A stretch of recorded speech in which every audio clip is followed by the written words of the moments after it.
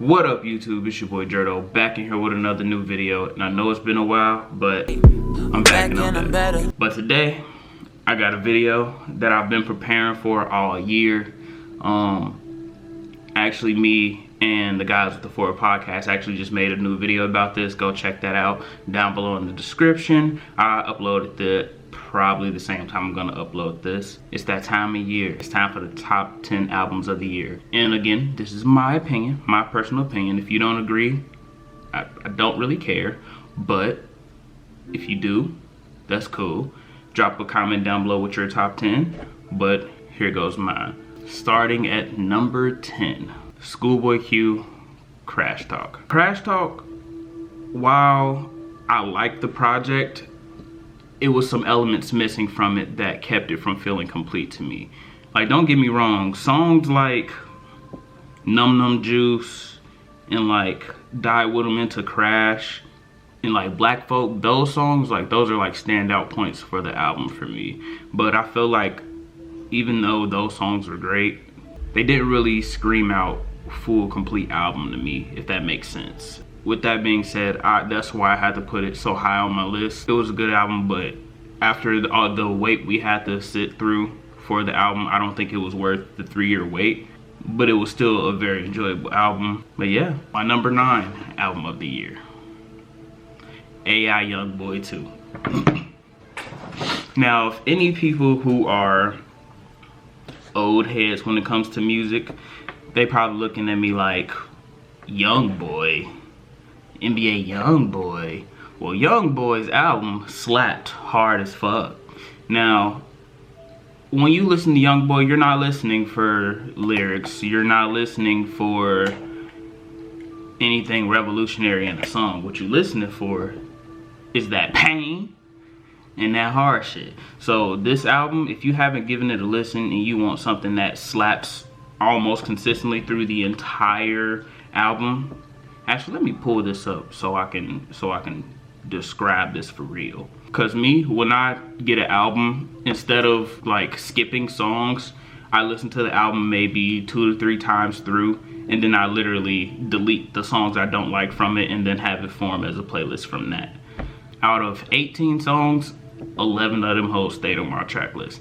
And 11 out of 18 isn't the greatest ratio, but that's a good ratio of songs that are good in my opinion. All around, it's a banger. If you want to get turned, get hyped, prepare to go into a fight, something like that, Youngboy's the one to do it. He come in on the songs, Self-Control, Make No Sense, Gang Shit. Those songs, he come in hard. There's no hesitation, like the baby say, straight off the rip. There's no hesitation with those songs. He just come off the rip hard. Of course, it's not too lyrically, you feel me? It's not too much lyrics in there, but it's like, it's a lot of gunplay talk and turn shit basically. The beats, all of them knock. Even on the songs I don't like, I can't doubt the beats. But he also got songs like Rebels Kick It and Lonely Child. Those songs, I would say they're more so, I won't say lyrical, but they are lyrical when it comes to someone like Youngboy. Like, it's one of, I won't say it's his only lyrical song, but it's one of his songs that's like, it actually hits home, especially Lonely Child. Like, he talked about the pain he endured as a child. Like, he touched on it, but the fact that he even touched on his own problems, like he mentioned he went to therapy, tried to help with his problems. He misses his mom because his grandmother raised him, but his mom is the one who was pretty much missing from his life. He described how he needed her as a post. But again, great album. Again, I couldn't put it much higher because it's just a turnt album, and it's much better. It's not much better than the other albums I have in front of it. That's the only reason why it's not higher. Because I have some other albums that are like, that's nice, but that's that. Yeah, you feel me? To number 8. When we did the podcast, all my friends kind of looked at me like I was crazy when I said this. But Revenge of the Dreamers 3, again, great project, but I can't put it much higher. Now, don't get me wrong, I love Dreamville. This project while it has a good amount of gems in it, it didn't get much playback for me. And that's one thing I definitely do want to make clear. These projects, I'm not saying like the concept or anything is better than one another, but it's more so what got the most playtime out of me and what I personally liked the most for this time. Because honestly, in my opinion, this wasn't a great year for music. Of course, people in the comments, if you have any albums I don't mention on this, drop them down below. But I know people go always say, oh, you didn't listen to this, you didn't listen to this, that's why you don't. I don't care about none of that. The music that I look for and the music that I like, it's gonna always be that. Now don't get me wrong, I'm not saying that I'm not open to new types of music, but if it hadn't gotten my radar, then you feel me, it is what it is. I mean, like I said, if y'all have anything y'all think I should listen to, drop it down below. But again, these are my picks. These are what I listened to the most this year. Like I said, I didn't find myself coming back to it a lot. Even though it was a lot of good songs, it wasn't what I was expecting from the project.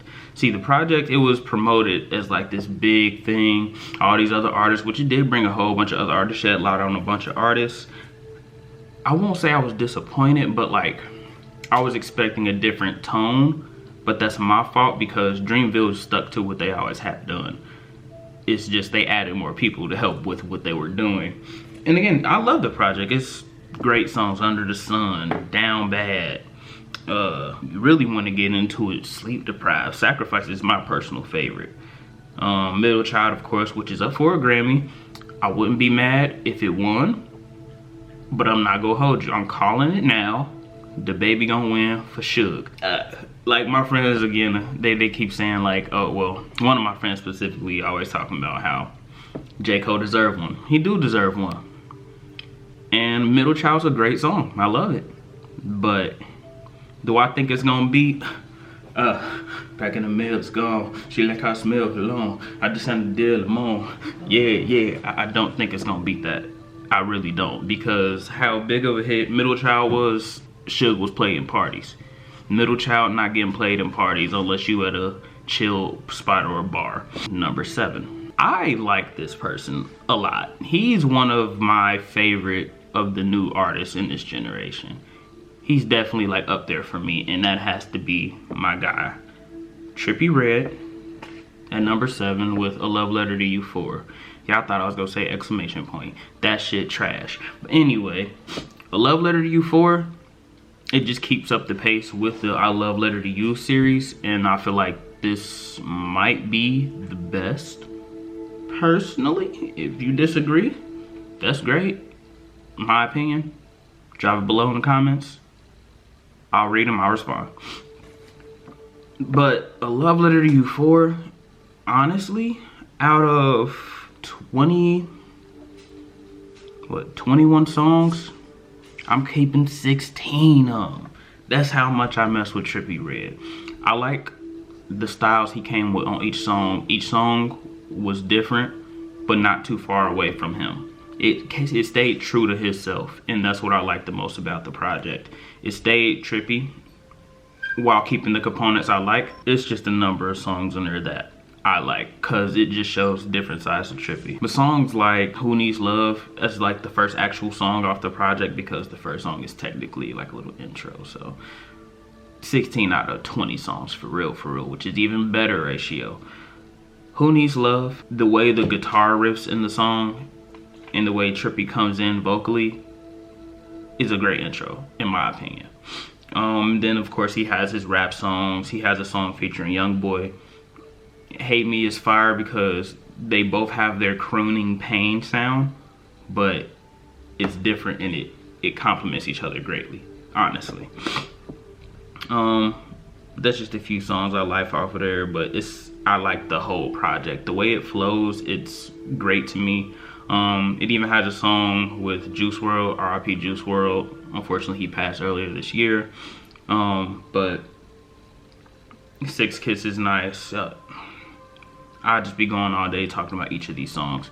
But we're gonna move on to number 6, Shea Butter Baby by Ari Lennox. Now, Honestly, what won me over the most, she brought a sound that was familiar but different, if that makes sense.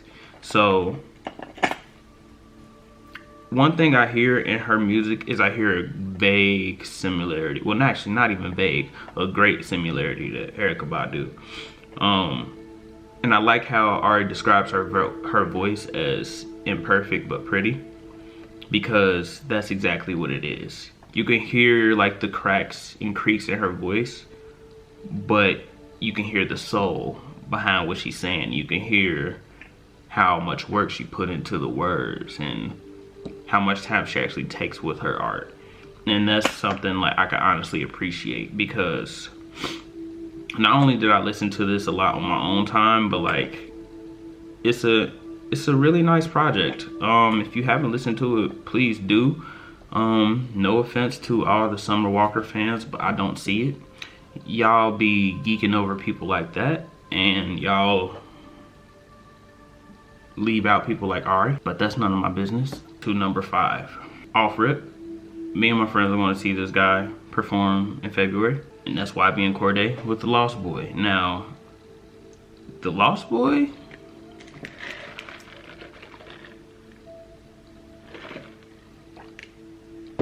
it's from a rookie, but that rookie treated this debut project like he was a pro. I don't know who he's signed to or who helped place these songs, or if he even did it himself, but the way he approached this and the way he put together the track list and the ability he showed musically on this album is better than a lot of people who dropped music this year. He dropped probably one of the most complete bodies of work this year, starting with Wintertime. Great intro with slow, dark, low tone beat, and then it goes straight into a song where he's barring out, upbeat, up tempo, Have Mercy, into the Sweet Lord skit that leads straight into Bad Idea. That's another thing that I love about this album. This is one of those albums where you can press play and let the whole album run through, aside from the skits if you listen to the skits, but you can play the album straight through and it's great. Songs that stand out mostly: Have Mercy, Rich Nigga Problems, R&P featuring Anderson .Paak, Broke as Fuck. My personal favorite is 1,000 Words. I'ma just name the whole track list at this point. Like that's how complete this project is. Like there's not a song that where I'm like, I can do without that, because it's all nice. It all flows perfectly. Like there's not a point to where I feel like he could have did something better. But only thing I do wish came out of this project was a little bit more of his sound, because people have been joking about and saying he's like baby J. Cole, which personally I don't find as like an insult. I find it as a compliment, to be honest. But I definitely feel like he needs to develop his style and flow better than just rapping with a nice, you feel me? He needs something that sets him apart, because aside from him being young and having bars, it's nothing really that's like that makes him stand out as an artist, aside from his attention to detail and lyrical skill. I like him because I'm a fan of lyrical content and people who have good flows, who can put it to a beat and actually make something nice out of it. But a lot of people look over YB and Cordae, either A, because of that YBN tag, because Namir, he cool and Almighty J's garbage in my opinion, and Cordae's the only one who's actually musically rooted in and talented. Not to say those two aren't talented, they can't make music, but it's more so, I feel like Cordae takes the music more serious and plans it for a full out, long, drawn out career move, as opposed to getting famous and just coming up like that and then falling off later. I feel like Cordae wants to be known as someone who's here to stay, and that's why he released the album like this. I'm gonna move to number 4. Now this project, I'm not gonna say I was one of the first people on it, but I got put on to this album.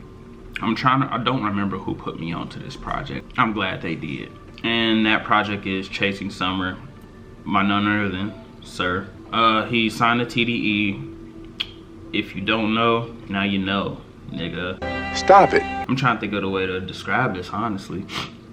Because what I hear off of him on a vocal note, I hear fluctuations from maybe Frank Ocean mixed in with his own personal style. Like, and he's actually one of those soul heartfelt type singers where you can actually hear his skill, you can hear his singing ability. And that's because he comes from a musical family. I don't know if y'all watch Rhythm and Flow, but the winner of Rhythm and Flow, D Smoke, is Sir's brother. Like, and I learned this pretty late, but I always noticed, like, I'm like, when I first watched Rhythm and Flow, I'm like, dude kind of looked like Sir, and ironically, they're brothers. You can hear the work he put in, you can hear the time he put into this album. Like, I personally, to be honest, R&B is my favorite genre of music over hip-hop/rap, but I listen to hip-hop/rap more because there's more of it that saturates the market, and I'm very picky with my R&B that I like. So when I heard this, I won't say it was a new feel, but it was like, it was something different than what we've been hearing a lot lately. Not only the subject matter, because it's not like your typical breakup or straight up love songs, but it's more so letting someone know they're not ready for a relationship, if that makes sense. Are still trying to find yourself, things that's going to make your life right before you're looking forward to someone else's life. So a lot of these songs describe a feeling of, I need to work on me before I can work on us. And I like that concept because even though he's a married man, it just shows the depth of his pen, because he wrote a project that refers back to his old life that he's not living anymore. And it connects because the type of songs that he wrote, it can take you back to a time in your life when you might have not been in a relationship, or a time in your life that you're in right now. Personally, as you see, I'm married. So this doesn't really resonate, but I appreciate the content in his voice, that, like, even though I personally can't relate to what he's talking about, the sound and the way the song sounds and the way it's written, it's overpowering enough for me to continue to want to listen. Because even though most music that you will listen to and like is something you probably can relate to, there's also music that you probably can't relate to, but it sounds great.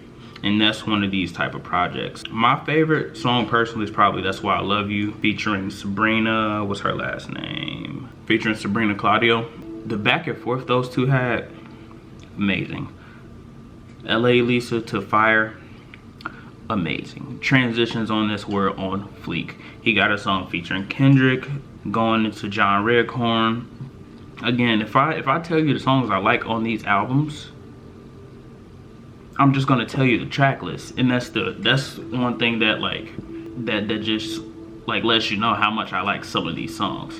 Moving on to number 3, and that's Young Thug, So Much Fun. Everything I said about Youngboy's project is so much fun, but better. So Much Fun was, again, lyrically, it's not one of those type of albums, but when those beats drop, nigga, I say I probably don't like 1-2 songs, but when that shit dropped, took out the 2-3 songs I don't like, shuffle every single day for like a month and a half straight, not getting tired of it at all. Every day. The road is just in the ground in the grave. Like I let you in the big kind of river. Got fucking all the shot of my fire. Fire. Fire. I've always been a Young Thug fan. Young Thug over Future.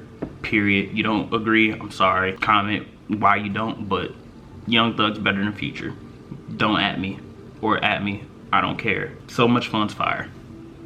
There's no ifs, ands, or buts about it. The 6 gotta agree with me. I don't know why y'all don't, if y'all don't. But shit, we gonna move on to number 2. Number 2 on my top albums of the year goes to Mad So Cool with Brandon Banks. Brandon Banks was probably the most surprising album that made my list, and how high I put it, because I've liked Maxo Cream, but he never really put out something that, like, had me drawn in lyrically, beat wise, and flow. It was always some of the elements and not all. Those elements all were brought in on this album. Out of 15 songs, I kept 12. the way he approached this just shows his growth as an artist. Someone who used to make music mainly about gang banging and drug life can develop, bring in things about his family related to his current life, and then spit some real shit in there. For example, the intro, I might say, is my personal favorite intro of the year, and that's Meet Again off this project, because off rip you know what type of album you're gonna get from him with this. Change, 8 Figures, 3 AM, it just take you through different points in his life, and the way he brings it all together in the album is one of the best of this year. Number 2 on my list actually. This album got a lot of playtime, and I'll say that due to the lack of music that I wanted to listen to this year, this was a project that I felt was good enough that could have stood up in under years of music. And before I get to my number 1, I have a lot of honorable mentions, because I listened to a lot of projects this year, but like these are just some of the ones that like I liked, but it wasn't enough for me to, I didn't either listen to them enough, or it wasn't enough for me to want to throw them in my top 10. So I'm gonna just run down these. Davey, Survival, Danny Brown, You Know What I'm Saying, Post Malone's Hollywood's Bleeding, Earth Gang, Mirrorland, Denzel Curry, Zoo, T Grizzly Scriptures, P&B Rock, Trap Star Turned Pop Star, Roddy Ricch, Please Excuse Me for Being Antisocial, Anderson .Paak, Ventura, Tory Lanez Chicks Tape 5, Lil Durk, Love Songs for the Streets 2. Those are all albums that I really enjoyed throughout the year, but they didn't make my top 10. Those are some honorable mentions I had, at least. And lastly, number 1. If you don't know what this is, or you haven't heard this project, I don't know what you're doing. It got 1 Grammy nomination, in the wrong category in my opinion, but it needs to win. If it doesn't, it's a snub. Tyler, the Creator. Igor. Best album of this year. Flawless album in my opinion. The transitions through every song on the project was flawless. Period.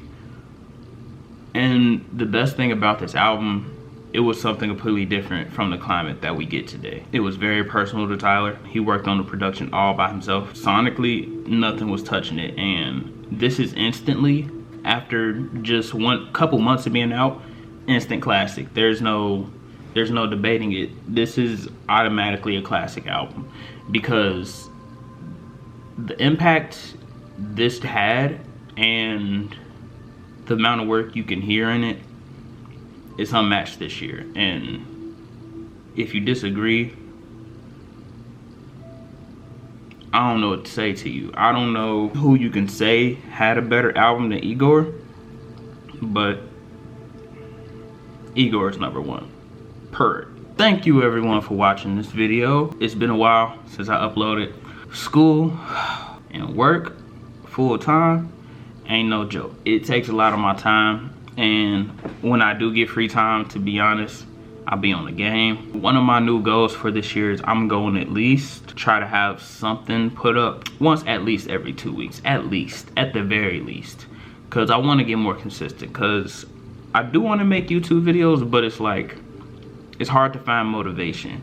And the people who watch the videos and who subscribe, y'all are my motivation. Y'all make me want to do this, aside from myself wanting to do this.